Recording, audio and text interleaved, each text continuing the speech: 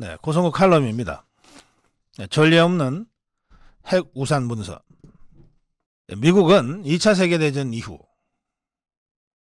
그러니까 2차 세계대전이 이제 끝나는 결정적 계기가 된 것이 히로시마 나가사키 원자폭탄 투하 아니었습니까? 폭탄 개발은 당시에 미국도 하고 소련도 했습니다. 또는 그 이전에 사실은 독일이 원자탄 개발에 가장 열을 올렸습니다. 불리한 전세를 한 방에 뒤집어 엎을 수 있는 지금까지 보지 못한 무기가 있다, 이런 식으로 했어요. 그러니까 결국 독일이 원자탄 개발에 실패함으로써 2차 세계대전은 연합국 측의 승리로 끝나게 되는데요. 그때 처음이자 마지막으로 원자폭탄이 사용됐습니다. 히로시마 나가사키 원자폭탄. 근데 이 폭탄은 수학적 계산상으로는 이러이러한 폭발 위력이 있다고 알려져 있었지만 실제 터뜨려 본 곳은 실전에서, 핵실험 말고, 사막 같은 데서 한 핵실험 말고 실제 실전에서 터뜨려 본 건 그때가 처음이고 또 마지막입니다. 너무너무 다들 놀랐어요. 이 정도 위력인 줄 몰랐다.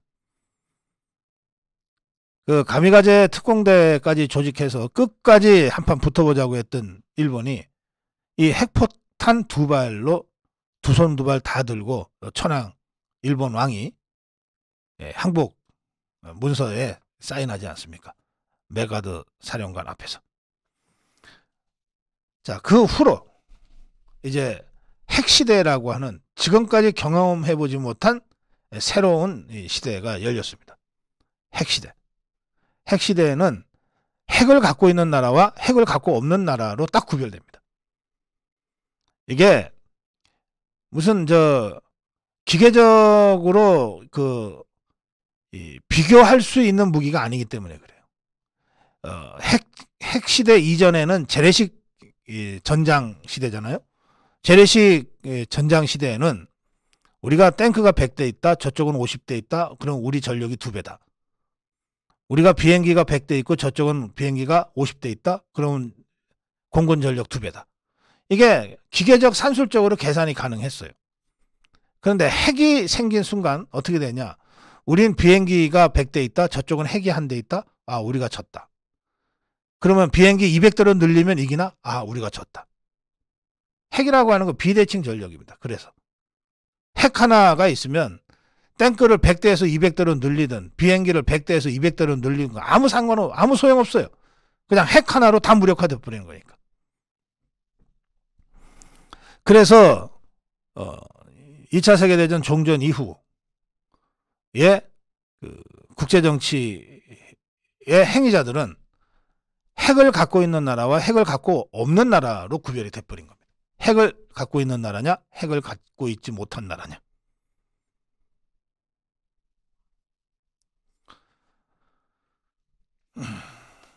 자, 이제 고민은 그때부터 시작되죠. 핵을 갖고 있는 나라에게 핵을 갖고 있지 못한 나라가 위협을 받거나 할 때 이걸 어떻게 대처할 거냐. 비대칭 전력인데 핵이라는 게 하나 있으면 모든 재래식 무기를 무력화시킬 수 있는데 이건 게임이 안 되지 않냐. 그래서 그러면 너무나 당연스럽게 그럼 너도 다 핵을 갖겠다고 나설 거 아닙니까? 왜 미국과 소련만 가져야 되냐? 나도 갖겠다. 너희들이 무슨 권리로 핵을 못 갖게 하냐? 이렇게 되는 거 아닙니까? 이제 그렇게 되면 전 세계의 모든 나라들이 다 핵무장을 하게 되면, 요즘은 핵폭탄이라고 하는 게 뭐 고등학생에도 인터넷에 설명서 듣고 만들 수 있을 정도라고 하니까 모든 나라한테 핵을 허한다라고 하는 순간 뭐 전 세계 190여 개 국가들이 전부 핵으로 무장하는 거는 그저 4, 5년 아니면 다 끝날 겁니다. 무장할 기술이 없으면 어디 가서 사오기라도 하면 될 테니까. 자, 이렇게 되면 이제 우리는 그 수많은 여러 나라의 수많은 변수에 지구의 운명을 맡기는 수밖에 없죠. 그래서 찾아낸 고육책이 IAEA 비확산입니다. 더 이상 핵을 가지는 나라를 더 이상 늘어나지 않도록 하자. 그리고 갖고 있는 핵무기도 줄이자. 이게 솔트 1, 솔트 2, 뭐 헬싱키 회담 뭐 하는 등등을 거쳐서 미국과 소련이 해왔던 일입니다. 자, 그래서 이제 이미 핵을 갖고 있는 나라를 제외한 다른 나라들은 핵을 갖지 않도록 사실상 국제적 강제를 하고 있습니다. 그러니까 우리나라도 핵을 갖고 있지 못한 나라이고 북한도 당연히 핵을 가지면 안 되는 집단입니다. 그런데 이 경우에 핵을 갖고 있지 못한 대한민국이 핵을 갖고 있는 소련이나 중국으로부터 위협을 받을 때 또는 핵을 가지면 안 되는데 몰래 도둑질하듯이 해서 핵을 갖게 된 북한을 상대로 할 때 북한의 핵 공격 위협, 중국이나 소련의 핵 위협에 대한민국이 핵 없이 어떻게 버틸 수 있냐? 우리도 핵을 가질 수밖에 없지 않냐? 했을 때 미국이 우리에게 준 해법이 우리 핵으로 대신 보호해 줄게. 이게 핵우산이죠. 우리 핵으로 대신 보호해 줄게.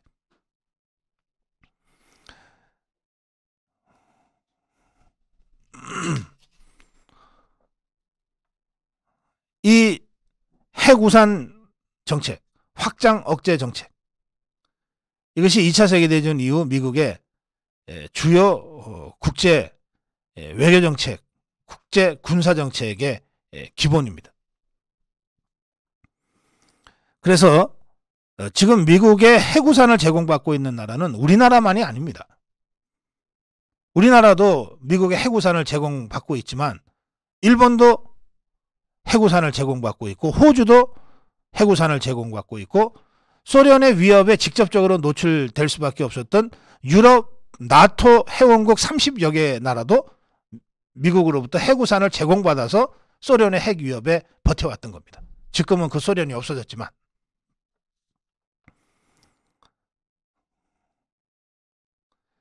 이때 핵우산의 취지는 뭐냐면 미국이 갖고 있는 핵을 가지고 미국의 동맹국가에 대해서 소련이나 중국이나 핵 보유 국가가 공격을 할 때 그때 미국의 핵을 가지고 보복에 나선다라고 하는 것을 전략적으로 아주 분명하게 명시해 놓는 거예요. 이렇게 함으로써 야, 저 뭐 대한민국 저 핵도 없는데 우리가 그냥 핵 하나 떨어뜨려서 순식간에 끝낼 수 있어 라고 하는 이 공격의 유혹, 공격의 유혹에 빠지지 않도록 하는 겁니다. 미국의 이 핵우산과 핵 확장 억제 전략의 핵심은 핵무기를 갖고 있지 않은 한국에 대한 북한, 중국, 러시아의 핵공격 유혹을 원천 차단하는 거예요. 그런데 이게 미국이 핵우산을 제공하고 있는 나라마다 다 사정이 다르기 때문에 일률적으로 우리가 한마디로 얘기할 때는 핵우산 제공이지만 다 케이스 바이 케이스로 조금씩 그 성격이 달랐던 겁니다. 자, 우선 미국의 그 대표적인 핵우산 제공 국가인 나토 회원국 30여 개 나토 회원국들을 보면 미국과 나토 간에는 대개 핵공유 전략이 발전되어 왔어요. 거긴 미국의 전술핵들도 여기저기 배치되어 있기 때문에 독일 같은 곳에. 그런데 이게 미국 무기잖아요. 그러니까 자기 나라에 있어도 자기들이 마음대로 쓸 수 없는 이 어려움을 한계를 극복하기 위해서 나토와 이 미국 간에는 핵공유 개념을 발전시켜 온 겁니다.